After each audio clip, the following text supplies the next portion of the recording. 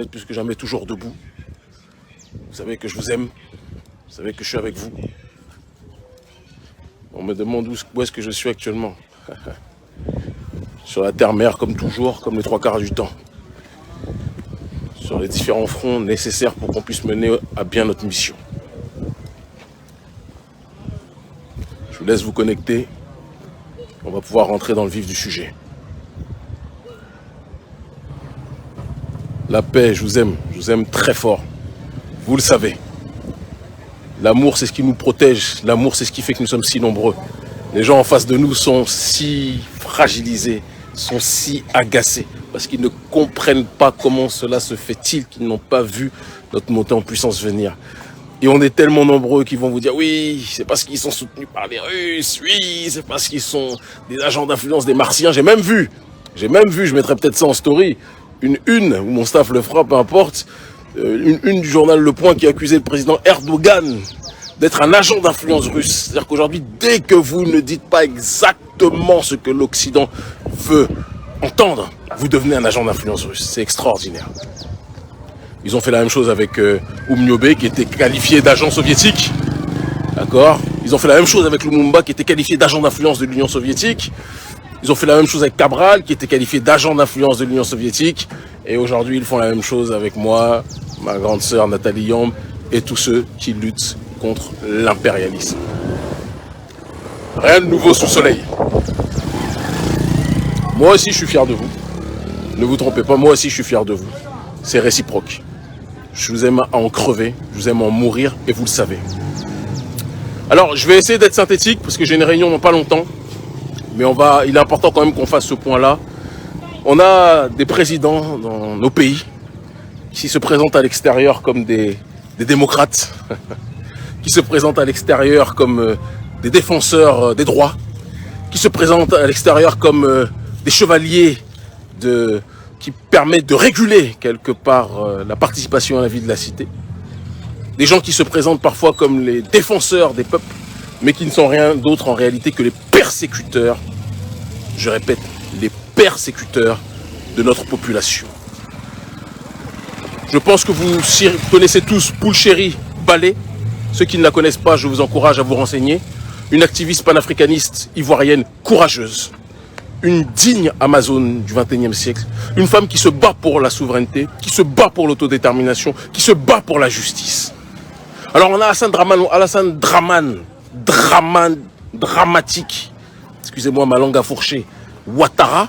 Je sais que ces trolls payés 5 francs CFA par mois vont débarquer avec 15 fautes d'orthographe, même pas par mot, par lettre. Je me fous vous avez bien compris. Mais c'est pas grave, on le prononce, parce qu'on est plus nombreux qu'eux. Alassane Dramane Ouattara qui se plaint que 49 soldats ivoiriens aient été arrêtés.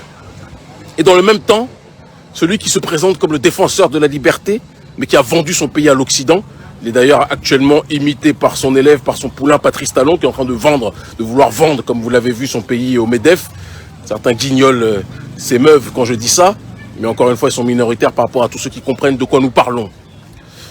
Alassane Dramane Ouattara, revenons à lui, pour l'instant donc, pleure pour ses 49 mercenaires, mais n'a pas hésité une seule seconde à faire arrêter, sous des motifs bidons, sous des motifs mensongers, mythomanes, une femme africaine souverainiste qui se bat pour la dignité, qui n'a jamais commis d'action violente, contrairement à Dramane et ses soldats de guerre, qui n'a jamais appelé à la violence, contrairement à ce que Dramane raconte, qui a juste demandé une véritable justice démocratique, qui a juste demandé une véritable répartition des richesses, qui a juste demandé qu'on arrête de livrer nos ressources à l'extérieur, mais qu'on les contrôle plutôt à l'intérieur.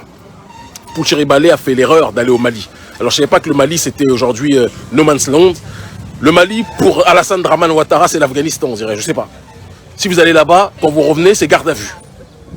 Pulchéri Ballé, une femme qui n'est pas terroriste, à part si la vérité est une terreur, auquel cas c'est une défenseuse radicale de la vérité, est aujourd'hui mise en mandat de dépôt par ce dramatique président nommé Alassane Dramane Ouattara, au motif qu'elle aurait comploté avec un pays étranger, enfin, des motifs tellement mythomanes.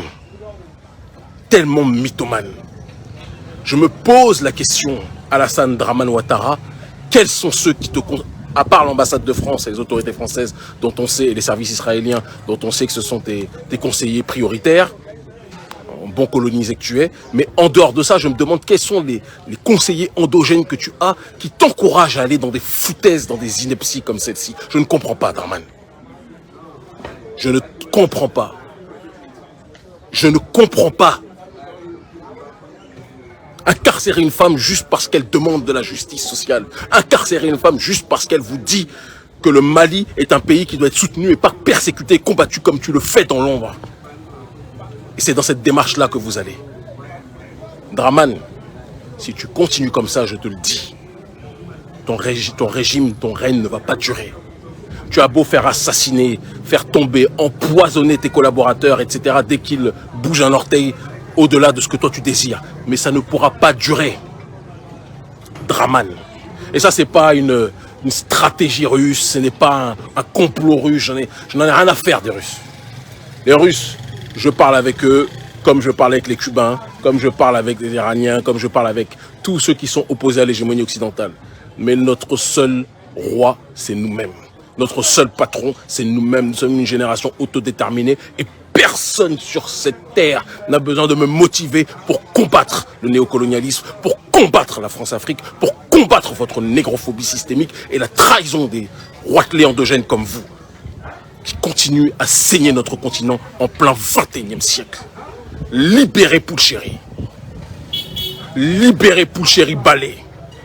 Libérez ceux qui se battent pour la dignité. Arrêtez la persécution.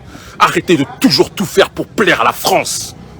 Et quand je dis la France, je ne parle pas du prolétariat. Je salue tous nos partisans, nos sympathisants qui sont très nombreux. Quand j'y vais, on est arrêté comme partout ailleurs dans la rue régulièrement.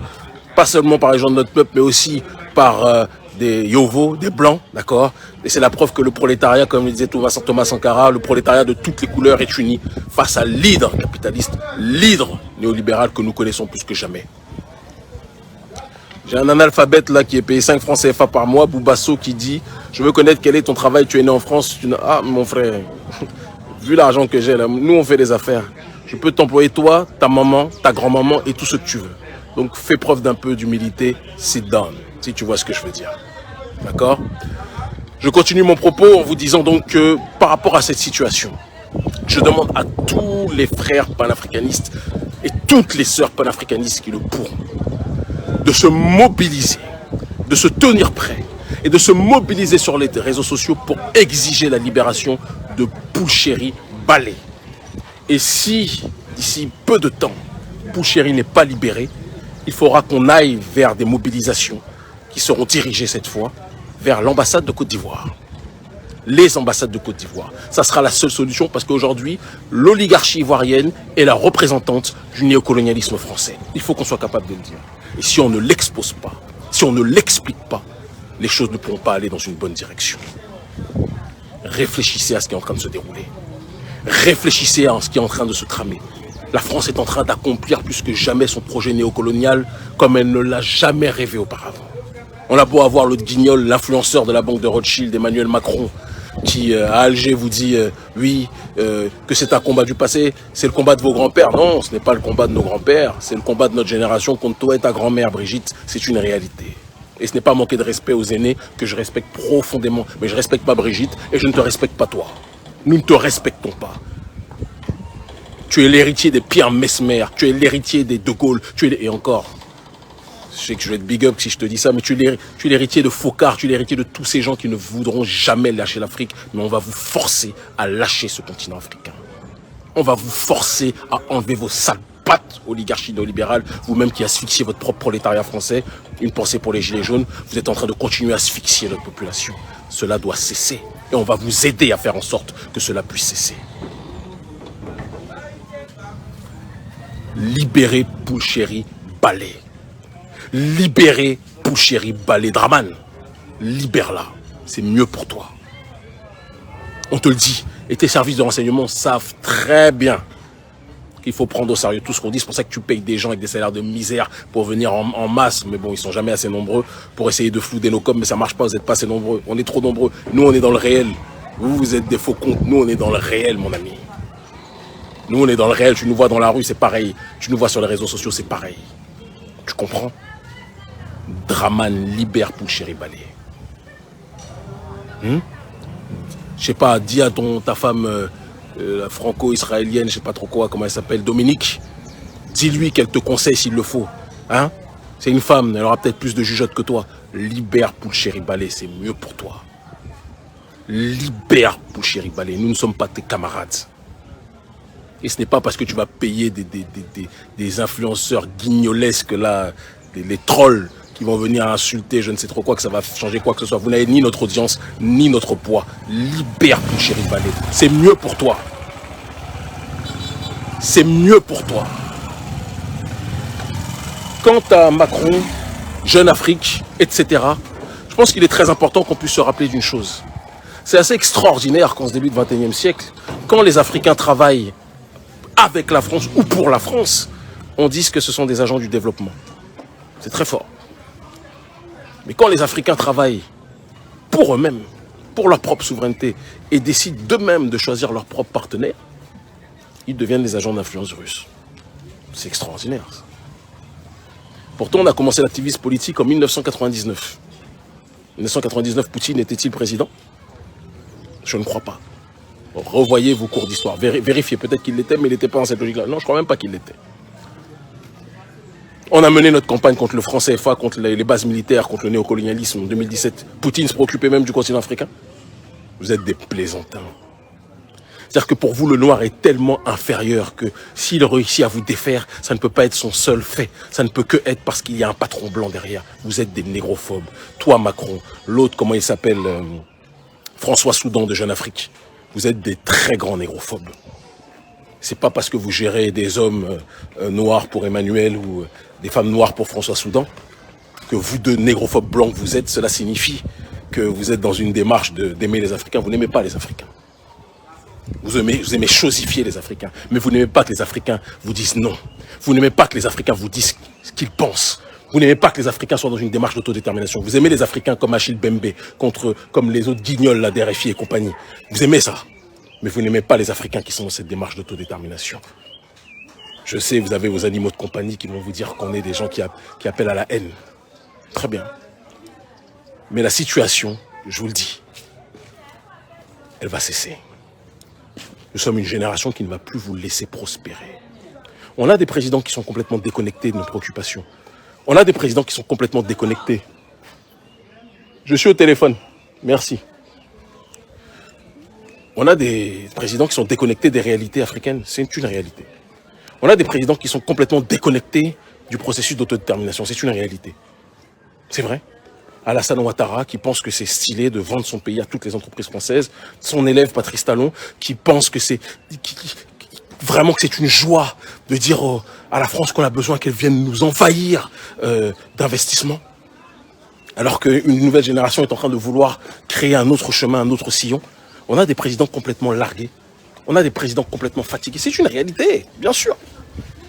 Mais il n'y a pas que ça. À côté de ces présidents-là, il y a une génération, une population qui ne veut pas de tout ça.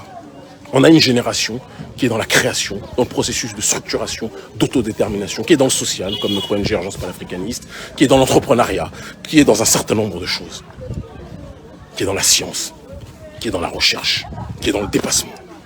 Et cette génération-là ne veut pas avoir pour tuteur quelqu'un d'autre qu'elle-même. Cette génération veut l'autodétermination, ne veut pas être déterminée par autrui. Qu'il soit français, qu'il soit d'une autre civilisation, d'une autre nation, peu importe. Cette génération veut choisir elle-même ses propres partenariats, sans qu'on lui dise, qu'on lui impose un quelconque diktat. Vous allez vous adapter à cela. Et si vous n'êtes pas d'accord, ça ne changera pas grand-chose à la réalité des faits. Nous sommes une génération nouvelle, nous sommes une génération libre. Personne ne pourra jamais nous empêcher d'accomplir notre propre destinée. Vous allez devoir vous adapter. On bouge très prochainement. On fait un grand tour d'ici peu de temps. Je vous avais parlé du projet Média d'un côté. Il y a un autre gros projet qui va donner lieu à sans doute la plus grosse tournée qui va s'étaler sur plus d'une année internationale du panafricanisme. On sera dans la zone anglophone, francophone, lusophone. On va propager le message partout. Les choses sont en train de s'accélérer. Nous-mêmes, on est dépassés. On se donne rendez-vous dans quelques semaines. Ils finiront par comprendre. Je vous aime en crever, mes frères et sœurs. Quant aux traîtres, on s'occupera d'eux. On ne fera pas l'erreur de nos aïeux. On ne sera pas aussi miséricordieux. Ils finiront par comprendre.